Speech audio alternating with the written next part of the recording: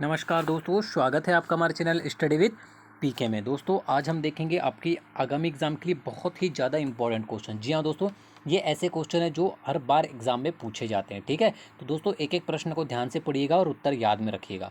ठीक है ना, क्योंकि ये क्वेश्चन दोस्तों आपकी आगामी एग्जाम में जरूर देखने को मिलेंगे। तो चलिए दोस्तों, बिना किसी देरी के स्टार्ट करते हैं वीडियो को अंत तक जरूर देखिएगा। ठीक है, और दोस्तों अगर आप चैनल को पहली बार देख रहे हैं तो चैनल को सब्सक्राइब कर लीजिए। तो चलिए दोस्तों, बिना किसी देरी के देखते हैं पहला प्रश्न क्या है। भारत का ग्रैंड ओल्ड मैन किसे कहा जाता है? The most IMP question. ये क्वेश्चन दोस्तों काफ़ी बार एग्जाम में रिपीट हो चुका है। ठीक है ना, और पूरी संभावना है कि आपके एग्ज़ाम में भी पूछा जा सकता है। ठीक है, तो आपको पता होना चाहिए दोस्तों कि आप अगर एग्ज़ाम देने जा रहे हैं तो कि भारत का ग्रैंड ओल्ड मैन किसे कहा जाता है।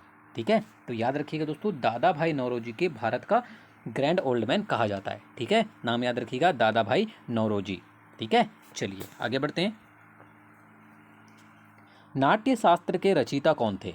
ठीक है, आपको बताना दोस्तों, नाट्य शास्त्र के रचयिता कौन थे। 4 ऑप्शन दिए गए आपको, ABCD, इन्हीं में से आपको आंसर बताना है।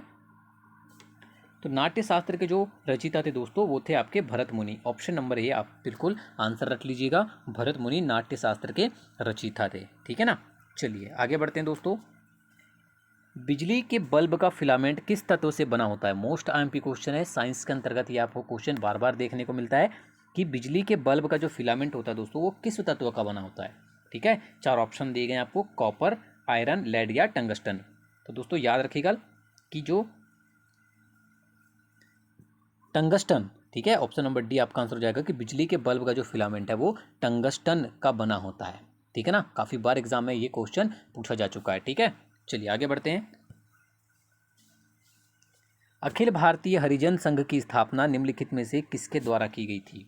ठीक है, आपको हरिजन संघ बताना है कि अखिल भारतीय हरिजन संघ की स्थापना किसके द्वारा की गई है। 4 ऑप्शन दिए गए हैं दोस्तों, आपको इन्हीं में से बताना है आपका आंसर क्या होगा। ठीक है, तो याद रखिएगा दोस्तों, अखिल भारतीय हरिजन संघ की जो स्थापना है वो महात्मा गांधी के द्वारा की गई है। ठीक है, एग्जाम के लिए बहुत ही महत्वपूर्ण प्रश्न है, एग्जाम में जाने से पहले इसको जरूर आपको याद रखना है। ठीक है ना,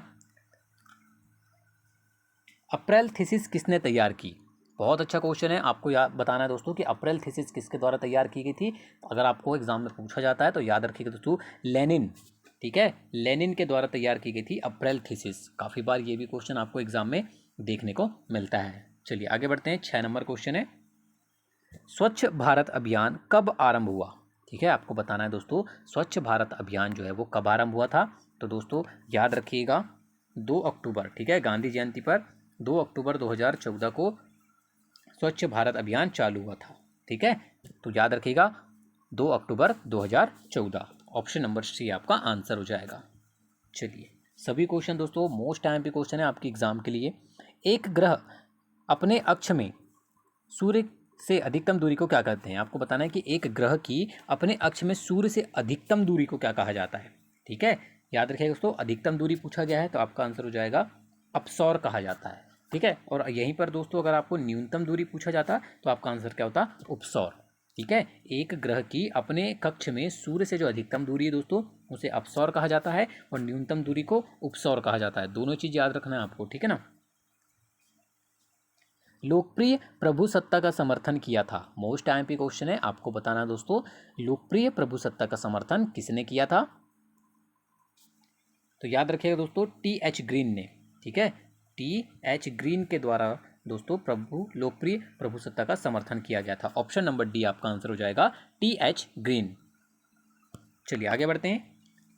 किस बंदरगाह को भारत का प्रवेश द्वार कहा जाता है? मोस्ट आईएमपी क्वेश्चन एग्जाम के लिए, बिल्कुल याद रखिएगा। जिस बंदरगाह को भारत का प्रवेश द्वार कहा जाता है दोस्तों वो बंदरगाह है आपका मुंबई बंदरगाह। ठीक है, मुंबई बंदरगाह को भारत का प्रवेश द्वार भी कहा जाता है। मोस्ट आईएमपी क्वेश्चन है आपके आगामी एग्जाम के लिए। सभी क्वेश्चन को दोस्तों आपको पढ़ना है, एक भी क्वेश्चन को भूलना नहीं है। ठीक है, भारत में वित्तीय वर्ष कहा जाता है। अब आपको बताना दोस्तों कि कितने तारीख से कितनी तारीख तक का जो समय है उसे वित्तीय वर्ष कहा जाता है। मोस्ट टाइम पे क्वेश्चन, बिल्कुल भी कंफ्यूज होने की जरूरत नहीं है दोस्तों। 1 अप्रैल से 31 मार्च तक का जो समय होता है दोस्तों उसे वित्तीय वर्ष कहा जाता है। ठीक है ना, याद रखिएगा, ऑप्शन नंबर ए आपका आंसर हो जाएगा, 1 अप्रैल से 31 मार्च। ग्रहों की गति का नियम प्रतिपादित किसने किया? ठीक है, आपको बताना दोस्तों कि ग्रहों की गति का जो नियम है वो किसके द्वारा प्रतिपादित किया गया। ये भी क्वेश्चन एग्जाम में लगातार पूछा जाता है। ठीक है, तो याद रखिए दोस्तों, केपलर के द्वारा प्रतिपादित किया गया है ग्रहों की गति का नियम। ठीक है ना, याद रखिएगा, ऑप्शन नंबर ए आपका आंसर हो जाएगा। चलिए आगे बढ़ते हैं। मेरे पास खून, पसीना और आंसू के अतिरिक्त देने के लिए कुछ भी नहीं है, यह किसने कहा। मोस्ट टाइम भी क्वेश्चन है, आपको कथन से रिलेटेड क्वेश्चन एग्जाम में श्योर है कि पूछे जाते हैं। और इसमें से दोस्तों ये क्वेश्चन दो है आपका मोस्ट टाइम पे, कि मेरे पास खून, पसीना और आंसू के अतिरिक्त देने के लिए कुछ भी नहीं है, यह कथन किसका था, आपको बताना है। दोस्तों ये कथन जो है वो विंस्टन चर्चिल का है। ठीक है, ऑप्शन नंबर सी आपका आंसर हो जाएगा, विंस्टन चर्चिल। बिल्कुल एग्जाम में याद रखिएगा, आपके लिए बहुत ही इंपॉर्टेंट क्वेश्चन है ये। चलिए आगे बढ़ते हैं। हर्ष चरित्र के लेखक कौन है। ठीक है, आपको बताना दोस्तों, हर्ष चरित्र के लेखक कौन है, हरिशेन, बाणभट्ट, अमर सिंह या कालिदास। मोस्ट टाइम पे क्वेश्चन है, ये भी क्वेश्चन एग्जाम में पूछा जाता है आपको, तो याद रखिएगा दोस्तों कि हर्ष चरित्र के जो लेखक हैं वो है बाणभट्ट। ठीक है, मोस्ट टाइम पे क्वेश्चन है, बिल्कुल याद रखिएगा। ऐसे क्वेश्चन आप कभी भी एग्जाम से पहले इग्नोर नहीं कर सकते। ठीक है, मतलब आपको एग्जाम में पढ़ के ही जाना है इन क्वेश्चन को। चलिए आगे बढ़ते हैं। सिख समुदाय के अंतिम गुरु थे, आपको बताना दोस्तों कि सिख समुदाय के जो अंतिम गुरु थे वो कौन थे। ठीक है, तो याद रखिएगा दोस्तों, गुरु गोविंद सिंह। गुरु गोविंद सिंह सिख समुदाय के अंतिम गुरु थे, ऑप्शन नंबर सी आपका आंसर हो जाएगा। ठीक है, नाम याद रखिएगा, गुरु गोविंद सिंह, बिल्कुल भूलना नहीं है आपको। अंग्रेजों ने फूट डालो और शासन करो की नीति कब अपनाई। ठीक है, आपको बताना है कि अंग्रेजों ने फूट डालो और शासन करो की नीति जो अपनाई थी दोस्तों, वो 1858 में अपनाई थी। ठीक है, ऑप्शन नंबर सी आपका आंसर हो जाएगा, 1858। शिवाजी के प्रशासन में पेशवा को कहा जाता था। ठीक है, आपको बताना दोस्तों कि शिवाजी के प्रशासन में पेशवा को क्या कहा जाता था। ठीक है, तो याद रखिएगा दोस्तों, शिवाजी के प्रशासन में जो पेशवा को कहा जाता था वो मुख्यमंत्री कहा जाता था। ऑप्शन नंबर सी दोस्तों आपका आंसर हो जाएगा, मुख्यमंत्री। मोस्ट टाइम पे क्वेश्चन है, बिल्कुल याद रखिएगा। ठीक है, कि शिवाजी के प्रशासन में पेशवा को, ठीक है, जो पेशवा है वो मुख्यमंत्री को कहा जाता था। ठीक है ना। निम्नलिखित में प्राथमिक क्षेत्र किसे कहा जाता है। ठीक है, कृषि क्षेत्र को, सेवा क्षेत्र को, औद्योगिक क्षेत्र को, या इनमें से कोई नहीं। तो दोस्तों निम्नलिखित में से प्राथमिक क्षेत्र के जिसे कहा जाता है वो याद रखिएगा दोस्तों, कृषि क्षेत्र को कहा जाता है प्राथमिक क्षेत्र। ऑप्शन नंबर ए आपका आंसर हो जाएगा दोस्तों, कृषि क्षेत्र को प्राथमिक क्षेत्र कहा जाता है। ठीक है ना। तराइन का प्रथम युद्ध जो कि 1191 ईस्वी में हुआ था, किसके मध्य लड़ा गया था। ठीक है, यहाँ आपको ये तो पता चल गया कि तराइन का प्रथम युद्ध 1191 में हुआ था, और ये हुआ था दोस्तों मोहम्मद गोरी और पृथ्वीराज तृतीय के बीच। ठीक है, ये भी क्वेश्चन एग्जाम में बहुत बार पूछा गया है। ठीक है ना, याद रखना है आपको। ठीक है, ऑप्शन नंबर बी आपका आंसर हो जाएगा।